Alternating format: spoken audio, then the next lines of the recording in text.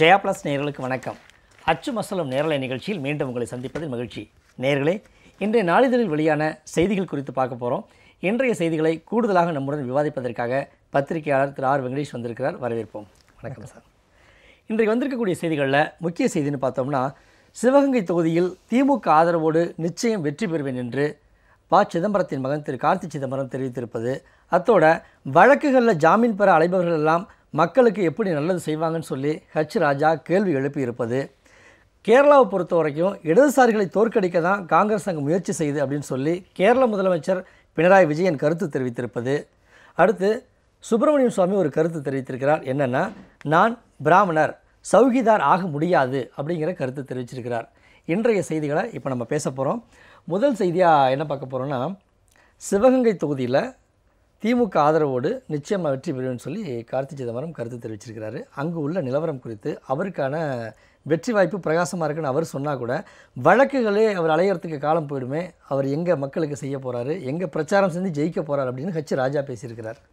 ஆமாம், இப்போ நீங்கள் காங்கிரஸுடைய தொகுதிகளில் 9+1 தொகுதிகளில் மற்ற எல்லா தொகுதிகளுக்கும் நீங்கள் முதல்ல வேட்பாளர்கள் அறிவித்தாங்க.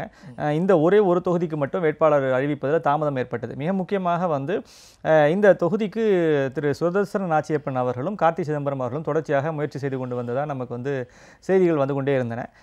கடைசியில் நீங்கள் நேற்று இரவு திரு கார்த்தி சிதம்பரம் அவர்களே மீண்டும் நிற்பதற்கான ஒரு வாய்ப்பு வழங்கப்பட்டிருக்கிறது. ஒரு செய்தி எப்படி பார்த்தீங்கன்னா தெரியும், போன தேர்தலையும் சரி நீங்கள் அவர் நின்று இருக்காரு, திரு ஹெச். ராஜா அவர்கள் அவருக்கு எதிராகவும் நின்று இருக்காரு. ஆனால் அங்கே அதிமுக சென்ற முறை அங்கே வெற்றி பெற்றது. என்னென்னா, அந்த 2-3 அம்சத்தை நாம் இதை புரிந்து கொள்ள வேண்டும். என்னென்னா, தொடர்ச்சியாக இன்றைக்கி இருக்கக்கூடிய சூழ்நிலையில் அந்த இடத்துல நின்று ஜெயிப்பதற்கான ஒரு காங்கிரஸுக்கான வேட்பாளர் என்ற பார்த்தீங்கன்னா ஒரு அடிப்படையில் ஒரு 2-3 பேரை தவிர பெரும்பாலும் அந்த இடத்துல இல்லை. அப்போ அதில் பார்த்தீங்கன்னா திரு சுதர்சன நாச்சியப்பன் ஏற்கனவே அங்கே வெற்றி பெற்றவர், அதே மாதிரி ப. சிதம்பரம் அவர்கள் வெற்றி பெற்றவர். இப்போ கார்த்தி சிதம்பரம் சென்ற முறை நீங்கள் தேர்தலில் நின்று தோற்றவர் ஆகலாம். இப்போ பொதுவாக என்ன ஒரு ஃபார்முலா பின்பற்றப்படும் அப்படின்னா, ஒரு தேர்தலில் தோற்கக்கூடிய தேர்தலில் இருப்பவருக்கு தான் அடுத்த முறையும் மீண்டும் வாய்ப்பு வழங்கப்படும் அப்படிங்கிற ஒரு வழிமுறை இருக்குது. ஆமாம், வழிமுறை ஒன்று இருக்குது. அதை தான் இந்த தடவை பின்பற்றி இருக்காங்க. ஒன்று என்னென்னா, இதில் இவர் மீது இருக்கக்கூடிய பல்வேறு வழக்குகள் காரணமாக, குறிப்பாக நீங்கள் இந்த அந்நிய செலாவணி தொடர்பான வழக்கு தொடர்பாகவே அவரால் நீங்கள் அந்த வாய்ப்பு அவருக்கு மறுக்கப்படக்கூடுமோ என்ற ஒரு பேச்சு இருந்து கொண்டே இருந்தது. ஆனால் நேற்று இரவு அதுக்கான கன்வின்ஸ் ஆகி காங்கிரஸ் மேலிடம் அவருக்கு வாய்ப்பு கொடுத்திருக்கிறது. ஒன்று, நீங்கள் இதோடு அடுத்த செய்தி ஒன்று தொடர்புபடுத்தி பேசுனீங்க. நீங்கள் ஹெச். ராஜா அவர்கள் கடுமையாக விமர்சனம் செய்திருப்பது, வழக்குகளுக்காக அலையக்கூடிய ஒருத்தர் எப்படி நீங்கள் என்ன பண்ண போகிறார் அப்படிங்கிற மாதிரி. உண்மைதான். இப்போ என்ன இதில் சிக்கல் அப்படின்னா, அங்கே காங்கிரஸுக்கான மாற்று வேட்பாளர் அது வேறு ஒரு புதிய முகத்தை அந்த இடத்துல கொண்டு நிறுத்துவதற்கு காங்கிரஸ் இப்போது தயாராக இல்லை என்பது தான் நீங்கள் இதை புரிந்து கொள்ள வேண்டும். இருக்கக்கூடிய வாய்ப்புகளுக்குள் எது சிறந்த வாய்ப்பு என்பதை பார்த்து தான் காங்கிரஸ் அந்த இடத்துல இடம் கொடுத்திருக்கிறது. அதனால தான் நீங்கள் திரு கார்த்தி சிதம்பரம் அந்த இடத்துல நீங்கள் வாய்ப்பை பெற்றிருக்கிறார். என்னென்னா, இன்னும் ஒரு பேஸ் பெருசாக ஆக்கியிருக்க வேண்டிய ஒரு அவசியம் இருக்குது. இப்போ நிச்சயமாக இந்த காங்கிரஸ் வேட்பாளர் தேர்விலேயே ஒரு பெரிய ஒரு விஷயம் என்ன நடந்திருக்குன்னா, நீங்கள் பழைய மூத்த தலைவர்களுக்கு தான் பெரும்பாலும் வாய்ப்புகள் வழங்கப்பட்டிருக்கின்றன. பல இடங்களில் பார்த்தீங்கன்னா புதியவர்களுக்கான வாய்ப்புகள் இல்லவே இல்லை. இன்ஃபேக்ட் காங்கிரஸ் திரு ராகுல் காந்தி அவர்கள் சொன்னபோது ஒரு செய்தியை மீண்டும் மீண்டும் சொன்னார், இளைஞர்களுக்கு வாய்ப்புகள் அளிக்கப்படும் என்பது ஒரு மிக முக்கியமான செய்தி. ரெண்டாவது, நீங்கள் அவங்க சக்தி ஆப்னு ஒரு ஆப்பை ஒன்று கொண்டு அதில் நிறைய பேரை என்ரோல்மெண்ட் பண்ணுறதுக்கான ஒரு முயற்சியெல்லாம் ஈடுபட்டாங்க. இந்த மாதிரியான முயற்சிகள் ஈடுபட்டவங்களுக்கான ஒரு பெரிய அங்கீகாரம் எதுவும் இந்த தரம் வழங்கப்பட்ட மாதிரி தெரியலை. அதே சமயத்தில் மூத்த தலைவர்களுக்கு தான் மீண்டும் வாய்ப்பு வழங்கப்பட்டிருக்கிறது. இந்த சூழ்நிலையில் நீங்கள் பார்த்தீங்கன்னா, திருப்பியும் ஏற்கனவே அங்கே நின்று இருக்கக்கூடியவரான திரு கார்த்தி சிதம்பரம் அவருக்கு தான் இந்த முறையும் வாய்ப்பு வழங்கப்பட்டிருக்கிறது. அதாவது காங்கிரஸ் தன்னை இன்னும் விரிவுபடுத்தி கொண்டு மேலும் மேலும் மேலும் புதிய இளைஞர்களுக்கான வாய்ப்புகளை வழங்கி அவர்களை அந்த தொகுதியில் வெற்றி பெறுவதற்கான ஒரு சூழ்நிலையை ஏற்படுத்தி கொடுக்குமேயானால் அந்த கட்சியினுடைய வளர்ச்சிக்கு அது பெரிய அளவு பங்கு அளித்திருக்கிறோம். ஆனால் என்ன நடந்திருக்குன்னா, ஒன்று, ஏற்கனவே இருக்கக்கூடிய மூத்த தலைவர்கள் வாய்ப்பு பெற்றிருக்கிறார்கள். இப்பொழுது இது ஏற்கனவே நின்று சென்ற முறை இருந்தவருக்கு மீண்டும் வாய்ப்பு வழங்கப்பட்டிருக்கிறது. இப்படிப்பட்ட ஒரு சிக்கல்களுக்குள்ளே போய் மாட்டும்பொழுதுதான் அவர்களால் புதுமையாக யோசித்து புதியதான நபர்களை அந்த இடத்துல கொண்டு வர முடியாமல் போய்விடுகிறது.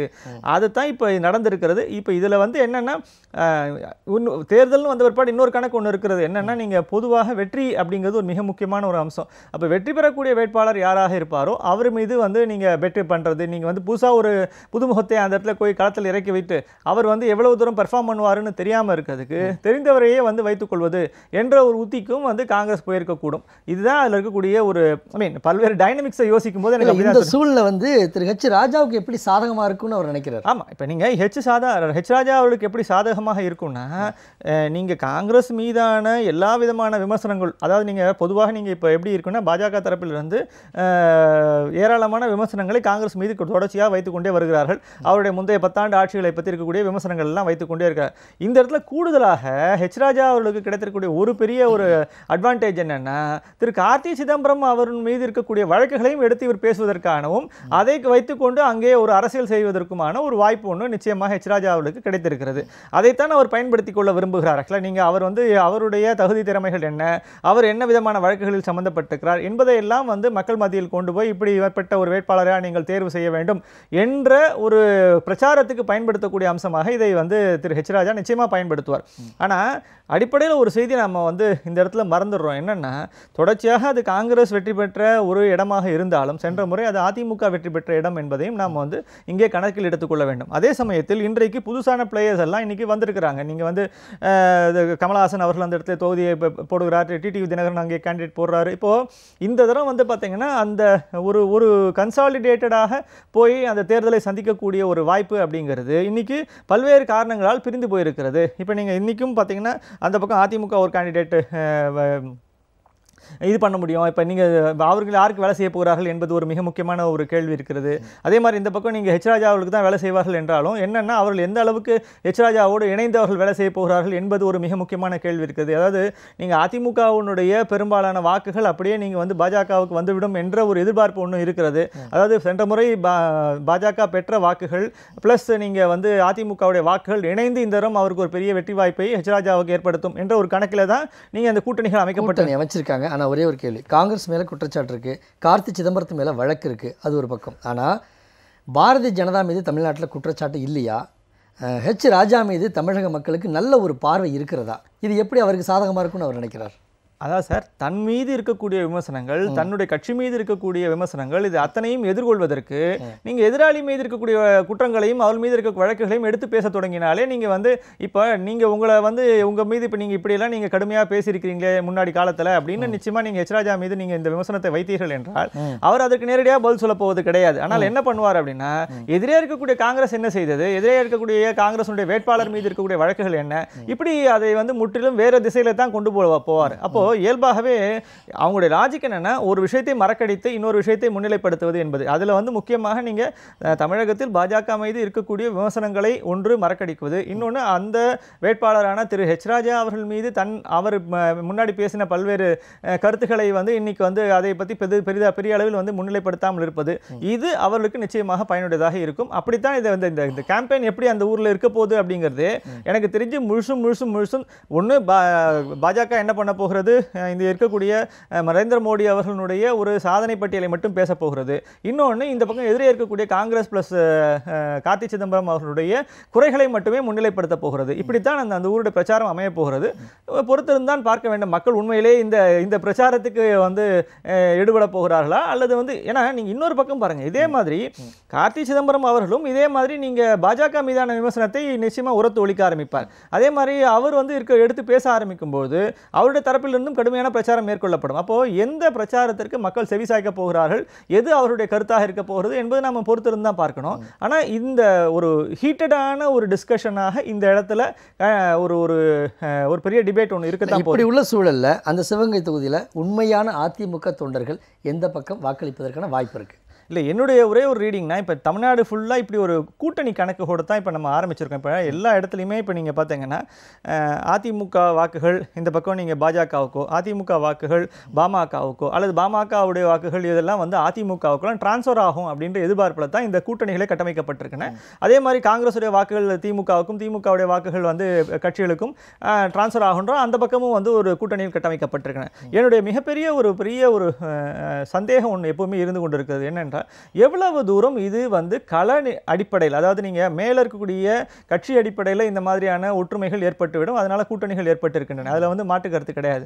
ஆனால் கீழே இருக்கக்கூடிய அடிமட்ட லெவலில் இப்போ நீங்கள் ஒன்றிய அளவில் இப்போ அந்த இடத்துல இருக்கக்கூடிய இப்போ நீங்கள் ஒரு சிவகங்கை மாதிரி தொகுதியில் நீங்கள் திரு கார்த்தி சிதம்பரம் திமுகவுடைய வேட்பாளர், திமுகவுடைய கட்சி உறுப்பினர்களையும், அதே சமயத்தில் நீங்கள் அந்த கூட்டணி கட்சியில் இருக்கக்கூடிய மார்க்சிஸ்ட் இவங்க எல்லாருடைய ஒரு அரவணைப்பையும் பெற்று அங்கே இருக்கக்கூடிய அவர்களுடைய வாக்குகளையும் தன் பக்கம் திருப்பிக் கொள்ள வேண்டும். இப்போ என்னன்னா, கட்சியினுடைய மேலிடங்கள் முடிவு செய்தாலும் கீழே இருக்கக்கூடிய அளவில் நீங்கள் எவ்வளவு தூரம் அவர்கள் மனம் மாறி நீங்கள் அந்த கூட்டணி கட்சியினுடைய வேட்பாளருக்கு வாக்களிக்க போகிறார்கள் என்ற சந்தேகம் எப்பொழுதுமே இருக்கும். இது வந்து தேர்தல் ஜனநாயகத்தில் மிகப்பெரிய சிக்கல். இதே சிக்கல் தான் இந்த பக்கம் இருக்கக்கூடிய அதிமுகவுக்கும் பாஜகவுக்குமே இருக்கிறது. எவ்வளோ தூரம் அதிமுகவுடைய வாக்குகள் நேரடியாக நீங்கள் போய் பாஜகவுக்கு போய் சேரப்போகிறது, அதன் மூலமாக ஹெச் ராஜா எவ்வளோ தூரம் பலன் அடைய போகிறார்கள்.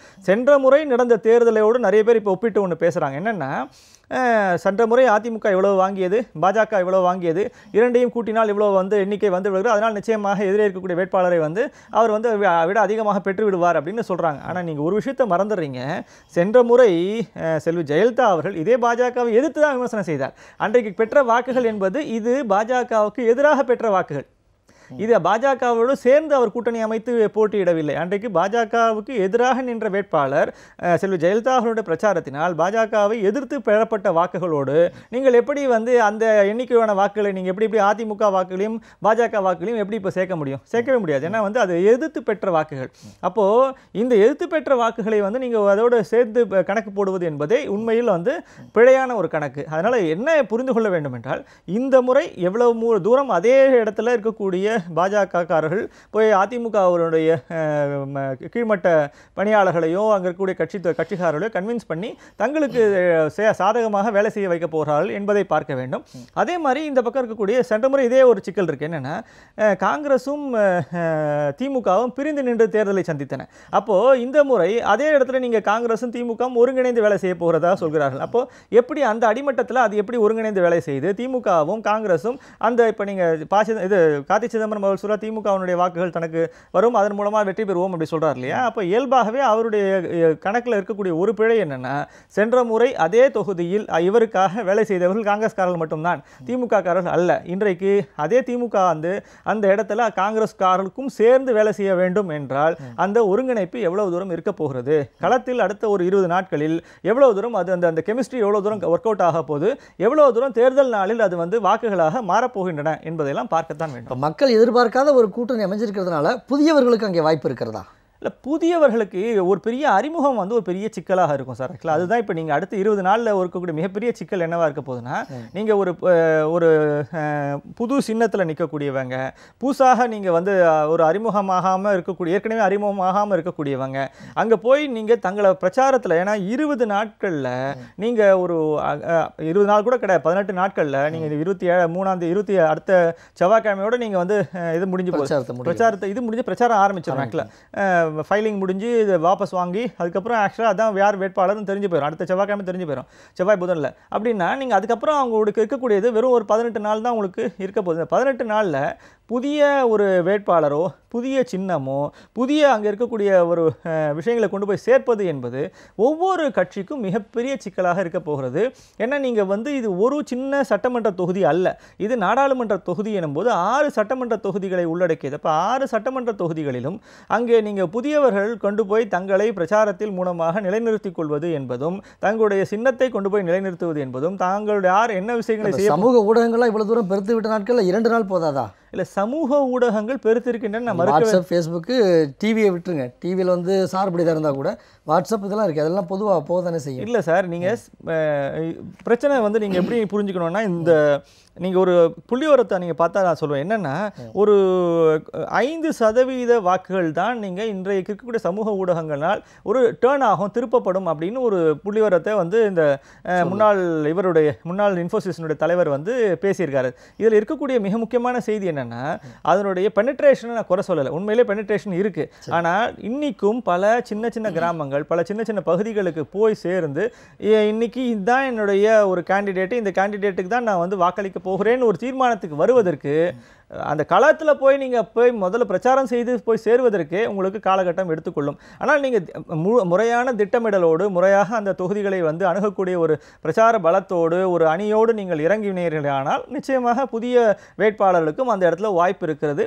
அதையும் நம்ம வந்து மறுத்துட முடியாது. தொடர்ந்து பேசுவோம். அடுத்த செய்தி என்ன அப்படின்னா, ராகுல் காந்தியை பொறுத்த வரைக்கும் அங்கே ரேபரேலி தொகுதியில் நின்றிருந்தாலும் கேரளாவிலையும் நிற்க போகிறதா ஒரு செய்தி.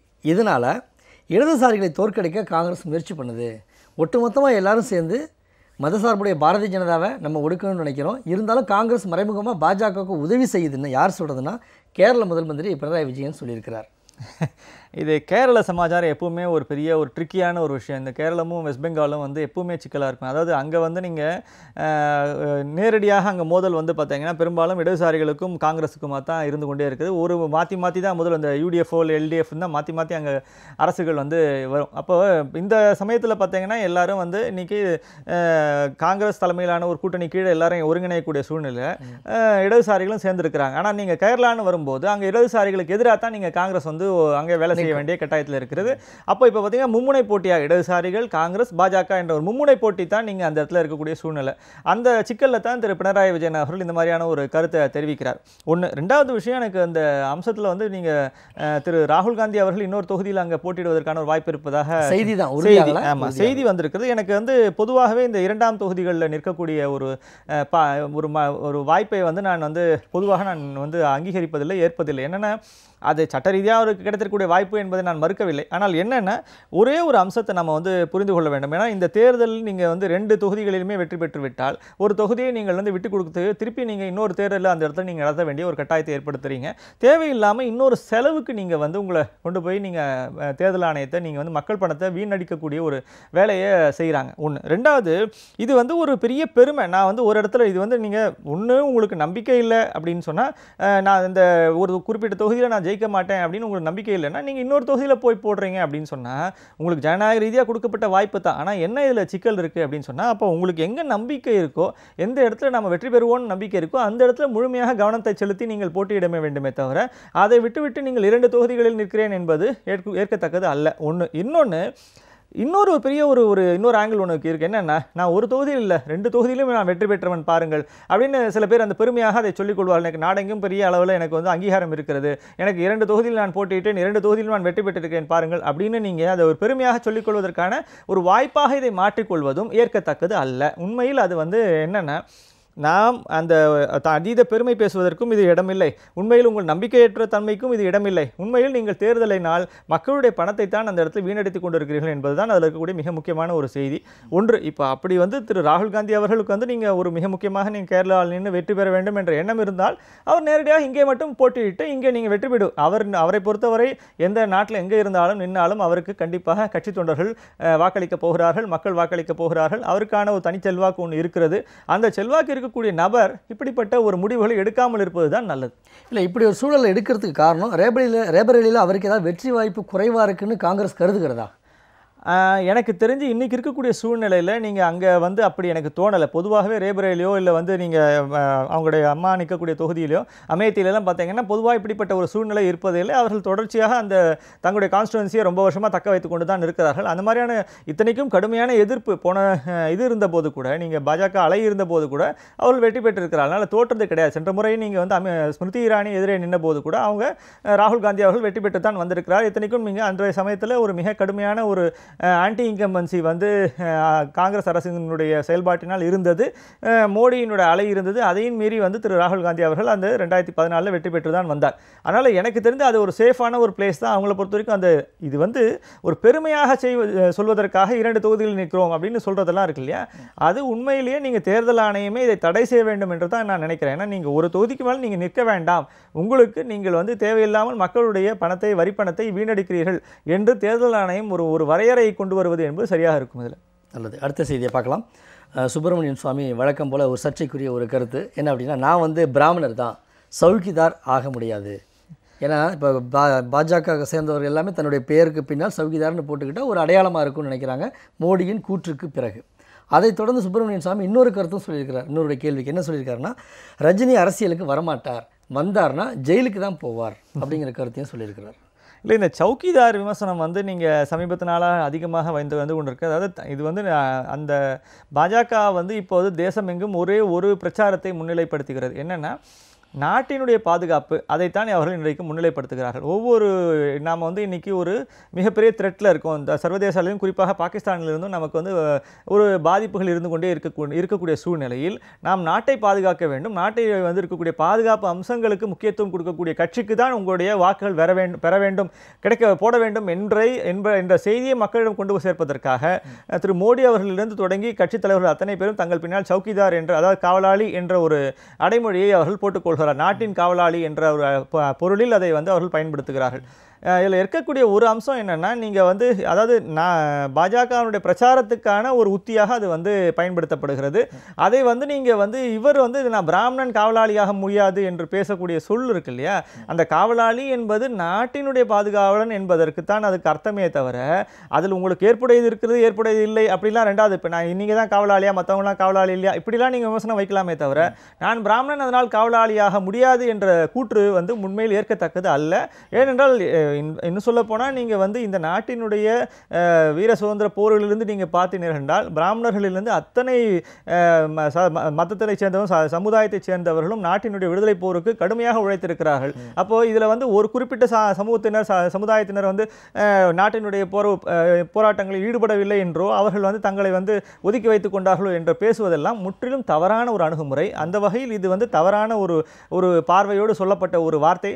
அந்த சொல்லுக்கு அர்த்தம் வந்து நீங்கள் வந்து சௌக்கிதாராக இல்லை என்று சொன்னால் அது வந்து என்னால் புரிந்து கொள்ள முடியும். நான் வந்து நாட்டினுடைய காவலாளி இருக்க மாட்டேன் என்று நீங்கள் வந்து அந்த விதமான ஒரு விலகி இருப்பீர்கள் என்றால் அது வேற. இல்லை திரு சுப்பிரமணியன் சாமி, இந்த கருத்து பாஜகவுக்கு பின்னடைவு இல்லையா? நிச்சயமாக பின்னடைவு தான். அவர்கள் தான் அதை எப்படி அனுமதிக்கிறார்கள்? பொதுவாகவே நீங்கள் பாஜகவில் வந்து என்ன அர்த்தம் ஆகும்னா, நீங்கள் இவர் வந்து திரு சுப்பிரமணிய சுவாமி அவர்கள் பேசுவதை அவர்கள் வந்து நேரடியாக அங்கீகரிப்பதும் இல்லை. அது வந்து அவருடைய சொந்த கருத்து என்று பாஜக எப்போதுமே விலகி இருந்து தான் நாம் பார்த்துருக்கிறோம். அதனால் இந்த கருத்தையும் அவருடைய சொந்த கருத்து என்று தான் பாஜக ஒதுங்கி இருக்குமே தவிர, ஆனால் அந்த அடிப்படையில் இருக்கக்கூடிய அந்த பொருத்தமின்மையை தான் நான் சுட்டிக்காட்ட விரும்புகிறேன். நாட்டினுடைய பாதுகாவலராக யார் வேணுமானாலும் இருக்க முடியும். அதில் வந்து எந்த விதமான அது இந்த சமுதாயத்தினர் தான் இருக்க முடியும், அந்த சமுதாயத்தினர் இருக்க முடியும் என்பது அல்ல. அந்த சிந்தனை தவறான சிந்தனை. அடிப்படையில் இந்திய விடுதலை போரிலிருந்து தொடங்கி ஒவ்வொரு முறையும் நாம் வந்து அத்தனை சமுதாயத்தினர், குறிப்பாக பிராமணர்கள் உட்பட நீங்கள் தேச விடுதலைக்காக அவர்கள் பாடுபட்டிருக்கிறார்கள். நீங்கள் அப்படி இருக்கக்கூடிய சூழ்நிலையில் நான் நாட்டினுடைய பாதுகாவலனாக இருக்க மாட்டேன் என்பது உங்களுடைய சொந்த கருத்தாக இருக்கலாமே தவிர, அதை ஒரு சமுதாயத்தோடு தொடர்புபடுத்தி பேசுவது என்பது ஏற்கத்தக்கதல்ல. சரி, ரஜினி குறித்து அவர் சொன்ன கருத்து. ரஜினியுடைய குறித்து வந்து அது எனக்கு என்னன்னு அரசியலுக்கு வரமாட்டார் என்பதே வந்து எனக்கு உண்மையிலேயே ஆச்சரியமான செய்தியாக தான் இருக்குது. எப்படி இந்த ஒரு கருத்துக்கு அவர் வந்திருக்கிறார் எனக்கு தெரியல. ஏன்னா நிச்சயமாக அவர் தொடர்ச்சியாக பின்னணியில் வந்து கட்சியினுடைய கட்டமைப்பை வலுவாக்கி கொண்டே வருகிறார். நீங்கள் இந்த நாடாளுமன்ற தேர்தலுக்கு தான் அவர் வந்து வரலேன்னு முடிவு பண்ணிட்டாரே தவிர, ஆனால் சட்டமன்ற தேர்தலுக்கு வருகிறேன் என்று தான் முடிவு பண்ணியிருக்கிறாரு. அவர் தொடர்ச்சியாக தன்னுடைய கட்சி பணிகளில், அதுவும் குறிப்பாக நீங்கள் இந்த ஒரு அமைப்பு ரீதியாக பல்வேறு இடங்களுக்கு அவர்கள் வந்து நபர்களை வந்து தேர்வு செய்து நியமிப்பது, அவர்களை செயல்பாட்டுக்கு ஊக்குவிப்பது, இந்த மாதிரியான நிறைய பணிகளை அவர் செய்து கொண்டே தான் வருகிறார். இப்போ இதெல்லாம் செய்யாமல் இருந்தார்னா தான் நீங்கள் ஆச்சரியப்படணும். அப்போ அவர் வந்து கட்சிக்கு வரப்போகிறது கிடையாது, ஆட்சிக்கு தேர்தலுக்கு வரப்போகிறது இல்லை, இது மாதிரி கட்சி ஆரம்பிக்க போகிறலன்னு முடிவுக்கு வரலாம். ஆனால் இந்த மாதிரியான ஒரு பின்னணியோடு அவர் செயல்பட்டு கொண்டு இருக்கும்போது அவருக்கு ஒரு திட்டம் இருக்குதுன்னு தான் நமக்கு தெரியுது.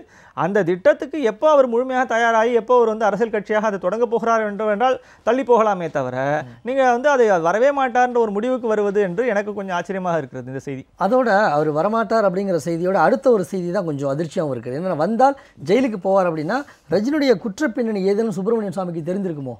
எனக்கு தெரியல. அவர் என்ன, அது அவரை தான் கேட்க வேண்டும். அது அந்த வரைக்கும் இன்னும் முற்றிலுமே நான் வந்து ஆச்சரியப்படுவேன். எனக்கு அந்த பின்னணி என்ன, எந்த பின்னணியிலேருந்து அந்த சொல்லை வந்து பயன்படுத்துகிறார் என்று எனக்கு உண்மையிலே தெரியவில்லை. சரி, அடுத்த செய்தியை பார்க்கலாம். ஈரோடு தொகுதியில் உதயசூரியன் சின்னத்தில் மதிமுக வேட்பாளர் போட்டியிட போகிறார். கணேசமூர்த்தி அங்கே வேட்பாளராக அறிவிக்கப்பட்டிருக்கிறார்.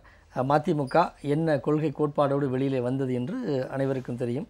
இந்த நேரத்தில் வேறு வழியின்றி ஒரே ஒரு சீட்டு, இன்னொரு சீட்டு மேல் சபை, அந்த ஒன்றும் வந்து உதயசூரியன் சின்னத்தில் இருக்கக்கூடிய சூழலுக்கு தள்ளப்பட்டிருக்கிறது. உதயசூரியன் திமுக தொண்டர்கள் முழுமையாக வாக்களிக்கக்கூடிய வாய்ப்பு இருக்கிறதா கணேசமூர்த்திக்கு உதயசூரியன் சின்னம் கிடைத்தாலும்? இல்லை, என்னென்னா இன்றைக்கி எல்லாருமே நீங்கள் சொன்ன மாதிரி வேறு வழி இல்லாமல் ஒன்று சொன்னீங்க இல்லையா, அதுதான் இப்போ இன்றைக்கி இருக்கக்கூடிய இதில் அடிக்கோடிட்டு புரிந்து கொள்ள வேண்டிய ஒரு விஷயம். என்னென்னா, சொந்தமாக அவர்களுக்கு இருந்த சின்னங்கள் வந்து இன்றைக்கி முடக்கப்பட்டிருக்குன்னா, ஏன்னா அவர்களுக்கு தேர்தல் அங்கீகாரம் வந்து இன்ஃபேக்ட் போன தேர்தலுக்கு முன்னாடியே கூட அவங்களுக்கு கேள்விக்குறியாகிவிட்டது. அவங்களுக்கு போதுமான அளவு அந்த சட்டப்படி ஏதோ ஒரு இத்தனை தொகுதிகள் வென்றிருக்க வேண்டும், அல்லது இவ்வளோ சதவீத வாக்குகள், ஒரு 6% வாக்குகளோ என்னவோ பெற்றிருக்க வேண்டும், பெற்றிருந்தால்தான் அவர்களுக்கு தேர்தல் அங்கீகாரம் கிடைக்கும். அப்படி இருக்கக்கூடிய சூழ்நிலை அதெல்லாம் இல்லாத போது நீங்கள் வந்து அந்த அவங்களுடைய சின்னத்தை அவர்கள் இழந்திருக்கிறார்கள். அப்போ இன்னைக்கு இருக்கக்கூடிய ஒரு சேஃப் பெட் என்ன அப்படின்னு பார்த்தீங்கன்னா, நீங்கள் அறிமுகமான சின்னத்தோடு அவர்கள் தேர்தலில் போட்டியிடுவது ஒன்று தான் நீங்கள் வந்து அவர்களுக்கு சௌரியமாக இருக்குது. உதாரணமாக நீங்கள் விசிகா கூட பார்த்தீங்கன்னா திரு ரவிக்குமார் அவர்கள் விழுப்புரத்தில் நீங்கள் திமுக சின்னத்தில் தான் நிற்கிறார்கள். ஸோ அப்போ அதே மாதிரி இன்னைக்கு ஆரம்பத்திலேருந்தே நீங்கள் திமுக அந்த ஒரு கருத்தை வந்து கூட்டணி கட்சிகளுக்கு தெரிவித்தார்கள். நீங்கள் வந்து சில இடங்கள் நீங்கள் எங்கள் சின்னத்திலேயே நில்லுங்கள் அப்படின்னு சொன்னதுக்கான காரணம் ஏற்கனவே அறிமுகமாகி இருக்கிறது. அந்த இடத்தில் கூடுதலாக நிச்சயமாக ஒரு புதிய சின்னத்தை அறிமுகப்படுத்தி குழப்பத்தில் மாட்டிக்கொள்ள வேண்டாம் என்பதற்காக கொடுக்கப்பட்ட ஆலோசனை அது. இந்த இவருடைய மதிமுக விஷயத்திலும் இதே வந்து முன்னாடி தெரிவிக்கப்பட்டது. ஆனால் திரு வைகோ அவர்கள் முதலில் வேண்டாம், நாங்கள் தனியார் சின்னத்தில் நாங்கள் நிற்க முயற்சி செய்கிறோம் என்று ஒரு விஷயத்தை சொன்னார். ஆனால் இப்போ கடைசியாக திரு கணேசமூர்த்தி அந்த இடத்துக்கே வந்து சேர்ந்து விட்டார். இது வந்து நீங்கள் திமுக சின்னத்துக்கே நிற்கிறோம் என்று. என்ன இதனுடைய அர்த்தம் என்னன்னு புரிந்து கொள்ள வேண்டும் என்றால், நீங்கள் அந்த நாளைக்கு நாடாளுமன்றத்துக்கு போகும்போது என்னதான் இவர்கள் மதிமுக கூட்டணி என்று இருந்தாலும் அவர்களும் வந்து நிச்சயமாக திமுகவினுடைய உறுப்பினராகத்தான் கருதப்படுவார். அதாவது நீங்கள் நாடாளுமன்ற நீங்கள் ஜெயிச்சு போயிருக்கீங்க அப்படின்னு சொன்னால் நாடாளுமன்றத்துக்கு போன பிற்பாடு அங்கே நீங்கள் ஏதேனும் ஒரு மோஷன் வருது, அதுக்கேத்தான் நீங்கள் வந்து முடிவெடுக்கிறீங்க அப்படின்னா கொறடா உத்தரவு இருக்குன்னா கொறடா உத்தரவை மீறி நீங்கள் வந்து அன்னைக்கு திமுகவுடைய கொறடா உத்தரவு என்னவோ அதைத்தான் இங்கே அன்னைக்கு கூட்டணியாக இருக்கக்கூடிய இப்போ நீங்கள் திரு ரவிக்குமார் ஆகட்டும் அல்லது வந்து திரு கணேசமூர்த்தி இவர்கள் எல்லாம் நாளைக்கு வென்று அங்கே தில்லிக்கு சென்றார்கள் என்றால் திமுகவினுடைய கொறடா உத்தரவு என்னவோ அந்த குறிப்பிட்ட விஷயத்தில் இவர்களுக்கு மாற்று கருத்து இருக்கலாம். இவர்கள் 2 பேருமே கூட பண்ண மாற்று கட்சியிலிருந்து வந்தார், ஆனால் கூட்டணியால் இருக்கிறார்கள் என்றாலும் கூட்டணியாக இருந்த பின்னர் நாளைக்கு ஒருமித்த கருத்தோடு தான் நீங்கள் வந்து நாளைக்கு பல்வேறு சட்டங்களையோ இல்லை வந்து முடிவுகளையோ ஏற்றுக்கொள்ள வேண்டும் என்ற அவசியம் ஒன்று கிடையாது. அப்போ என்ன ஆகும்னா இயல்பாகவே இவர்களுடைய கருத்து மாற்று வேறு கருத்தாக இருக்குமேயானால் அங்கே அந்த கொறடா உத்தரவு இருந்து அதை மீறினால் நிச்சயமாக அது வந்து இவர்களுக்கான ஒரு பெரிய பாதிப்பை ஏற்படுத்திவிடும். அப்போது ஒரு லெவலில் பார்த்தீங்கன்னா இன்னைக்கு வெற்றிக்கு வேணால் இந்த மாதிரியான ஒரு அதே சின்னத்தில் நிற்பது என்பது ஏற்கக்கூடிய ஒரு விஷயம். ஆனால் நாளைக்கு நடைமுறைக்கு என்று வரும்போது இவருடைய சொந்த கருத்து இவருடைய கட்சியினுடைய கருத்து என்று ஒன்றை வைத்துக் கொள்ளவே முடியாது. நல்லது. நிகழ்ச்சி வந்து கலந்துக்கிட்டு உங்களுடைய கருத்துக்களை தெளிவாக பரிமாறிட்டதுக்கு மிக்க நன்றி. நேயர்களே, இன்றைய நாளிதழில் வெளியான செய்திகள் குறித்து பார்த்தோம். மீண்டும் மற்றொரு நிகழ்ச்சியில் சந்திப்போம். நன்றி, வணக்கம்.